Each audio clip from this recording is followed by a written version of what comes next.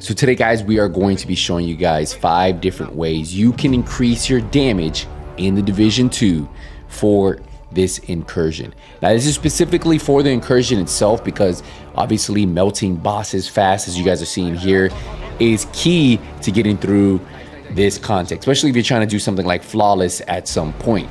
So in this video, I'll be showing you how you guys can increase your damage for your squad. And this is 5 different things you can do to do just that. As you're seeing, we literally melted these bosses in 30 seconds. So what we'll do here is we'll start off with specializations. So for specializations, guys, this is very easy and something a lot of you guys should do.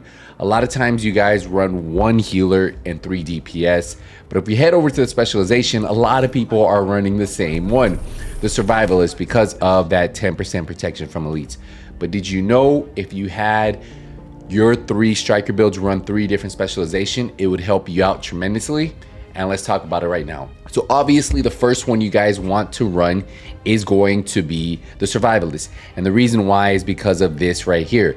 Group members get 10% bonus damage to targets with status effects. So that means all group members will get 10% bonus to damage to targets with status effects. So if you put out a fire nade or if somebody's shooting the gun with a shotgun, this is going to be procced. And since when you fight bosses, you typically proc sledgehammer or you typically have someone using a Scorpio, this is going to help you guys out tremendously. So highly recommend at least one person run survivalist. Demolitionist is another one a lot of people forget to use. If you look at demolitionist, group members gain 5% damage to targets out of cover. So that means if you guys have one person running demolitionist, it's going to give 5% damage to targets out of cover for those group members. So again, another way for you guys to increase damage by just having people run different specializations. We're not done yet. And the final DPS player should be running Firewall. And the reason why is because of this one right here. Allies deal 10% damage to enemies that are within 10 meters of you. So this is more increased damage by just putting on 3 different specializations. That is what is actually really good about this. Not only that, this one also has a shield, and it has the Striker Shield. Now, if you notice, it says the Striker Shield is a modified version of the Crusader Shield. In addition, the Striker Shield boosts the damage of the user and all allies behind them based on the number of enemies in front of the shield. And what I want you to see real quick is if I were to put this on real quick for you guys, look at that damage bonus per enemy. 12% extra damage bonus per enemy. So that means if they're in that shield range, your teammates are going to get that 12% extra damage bonus per enemy. Now, all you have to do is make sure you put a mod on. There's a mod for 1% and there's a mod for 5%. So that's total extra 6%. So if you put that on, that's going to give you 12% damage bonus per enemy. So if you have your teammate run this, right? One guy run this and runs this shield, puts the shield up to shoot, you guys are going to be getting that extra damage on there. So another reason why you guys want to run the Firewall specialization. Now, besides specialization, the next one is going to be the Lefty shotgun. This is the second way for you guys to increase damage in your group. Have one person run this. Highly recommend probably the survivalist because he has the fire nade. He can throw the fire nade out. When he throws the fire nade, it will proc perfect sledgehammer. Now, Lefty has the perfect sledgehammer. Dealing damage with the grenade applies a mark on target. Targets with the mark will take 40% more damage to armor and have negative 30% movement speed. Mark will disappear after 10 seconds. For 10 seconds, you get 40% more damage to armor. That's why when you're fighting bosses, have someone run perfect sledgehammer. You throw it out there, that's a lot of damage that enemy is going to be taking to their armor. So highly recommend. If you haven't been running this is one of the best ways for you guys to gain damage instantly.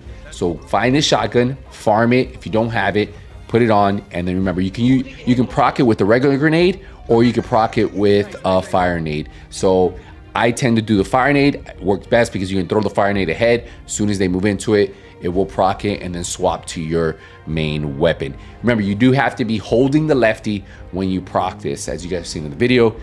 Throw the nade, hold it. As soon as you see the symbol, then you can swap to your main weapon and boom, you are good. Now, the third way to increase your damage is the pulse. And a lot of you guys say, why? The scanner pulse doesn't do anything.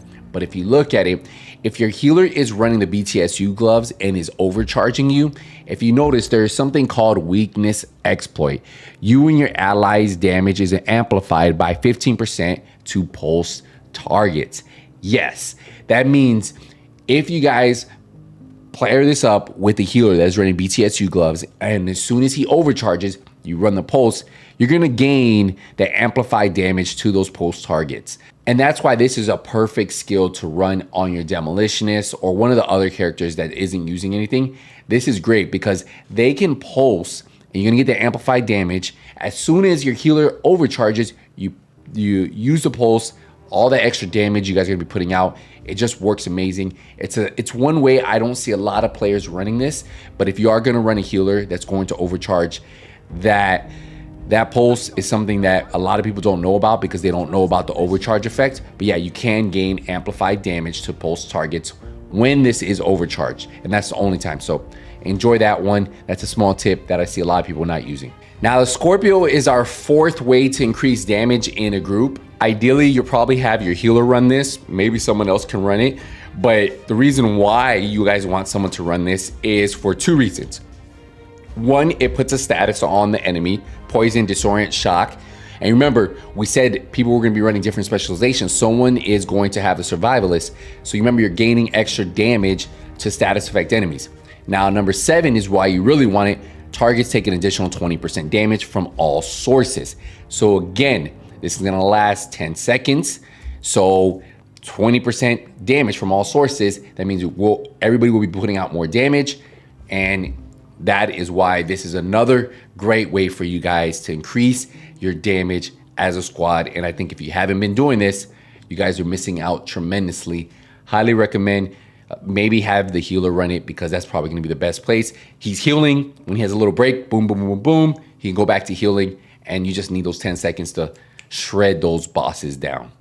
And the 5th and final way is to have a healer running future initiative with the empathic resolve chest piece. So remember, future initiative increases you and your allies' total weapon damage and skill damage by 15% when at full armor. So when at full armor, everybody's gonna be dealing 15% more total weapon damage. Not only that, if you have empathic resolve, what it does is repairing an ally increases their total weapon damage and skill damage by 15% for 20 seconds. So anytime you guys are near your healer, especially during those DPS phases when you're fighting those bosses, you're going to be getting 15% extra weapon damage. So this is a great way for you guys to increase your damage by just having a healer. And remember, if you have the healer run the Scorpio along with empathic resolve and running the future initiative gear set, it's a lot of extra damage you get just for having a healer on your team. So that is the 5th and final way for you guys to gain more damage in the Division 2 Incursion.